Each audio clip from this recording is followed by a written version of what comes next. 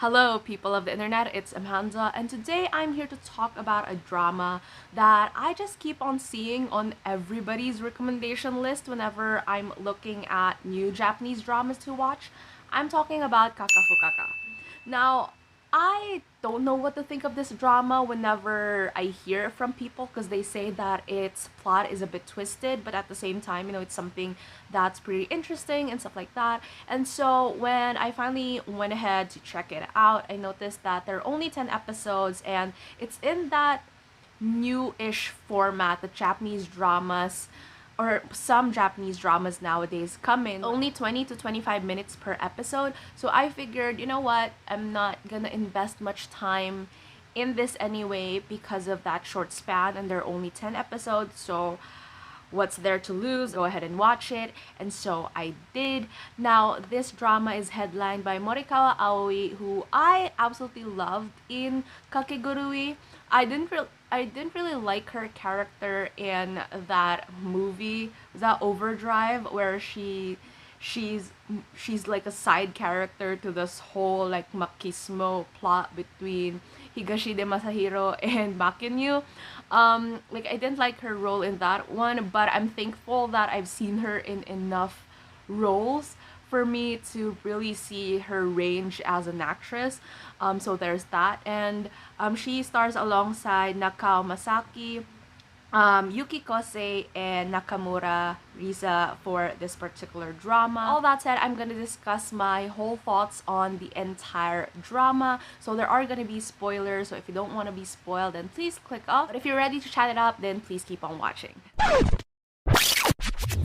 Basically, the plot of this entire thing is that Morikawa Aoi's character, Terada Aki, found out that her longtime boyfriend was cheating on her, and therefore she chooses to like move out of their house to look for a new place and stuff like that. She's 24 years old, but her life seems a bit directionless, like she's working part-time at a convenience store, and so she definitely feels like a failure. And she explains that, when she was in middle school, she was like a totally different person. Like she's at the top of the food chain, so to speak, and stuff like that. So it's more of like just really that shift when you become an adult and you realize that everything that was special back when you were in school or back when you were younger, it's not, it doesn't always translate to reality. In that sense, this is why maybe a lot of people appreciated this story, is because the premise or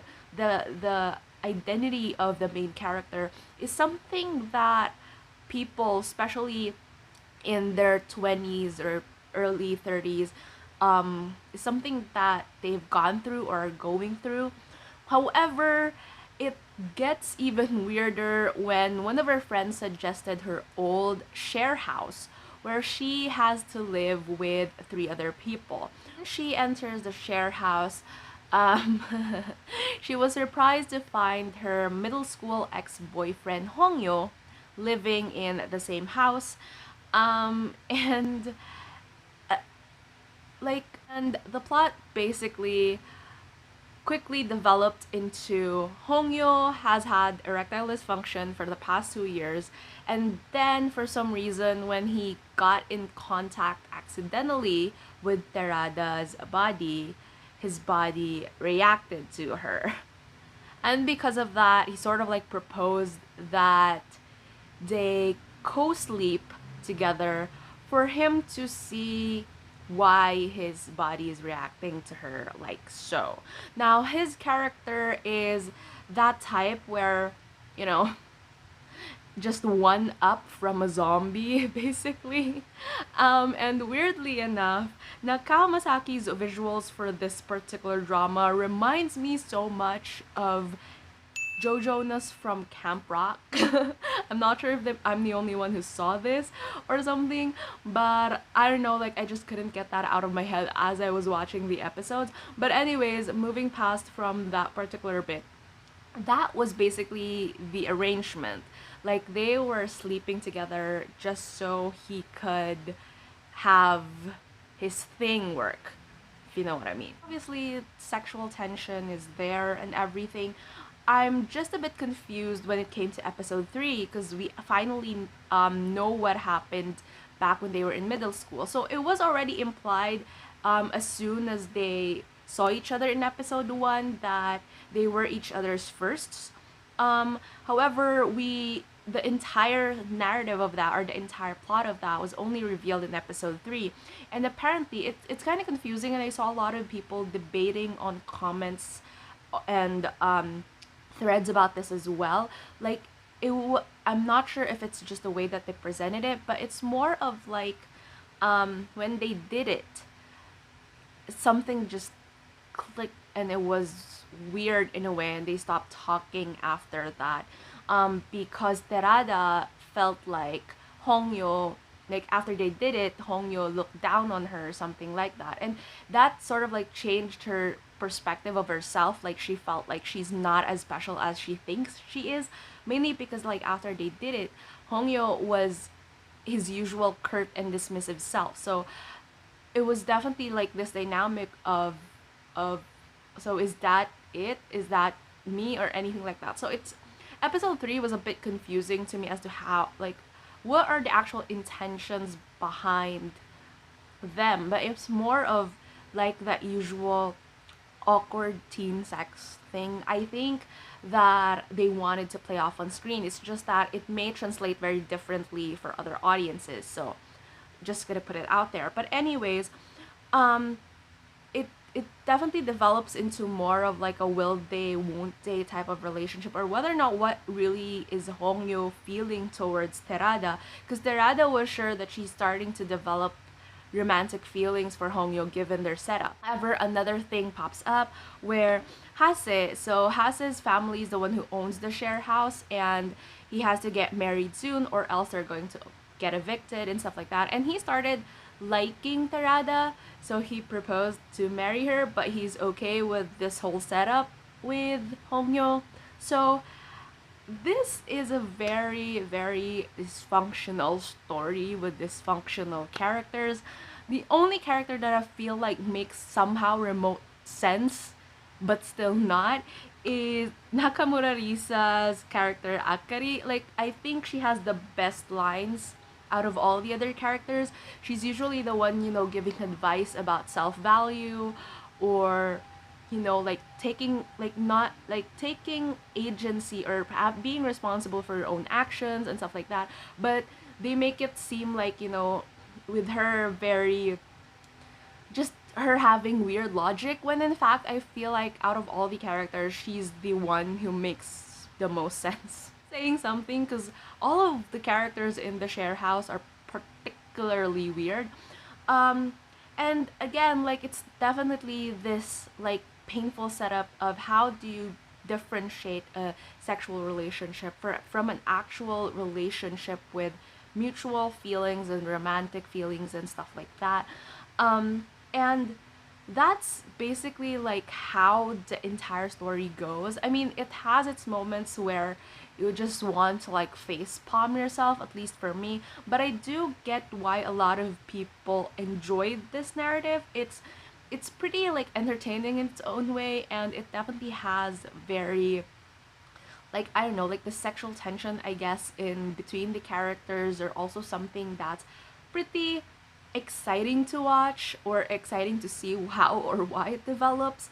I think Nakao Masaki nailed that his character of being this very mysterious. He looks like a soft boy, but not really. Like, the way he blurts out his lines in a way are very interesting to watch, I guess.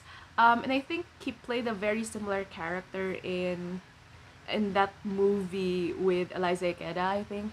I forgot the title, but anyways, it's definitely like one of these dramas that if you're just looking for something to watch, and you don't mind like the weirdness of it all or something like that, I feel like this is something that you're going to enjoy. It's also quite mature in a way in terms of the themes, as compared to like if you don't want your usual shoujo-ish type of romance. So this definitely has more adult undertones because of its discussion with like sex and stuff like that.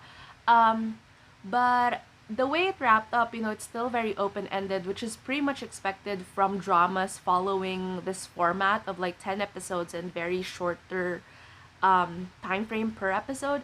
But um, it at least it sort of like had a partial conclusion in a way. There are a lot of like loose ends, I think, that could have been addressed.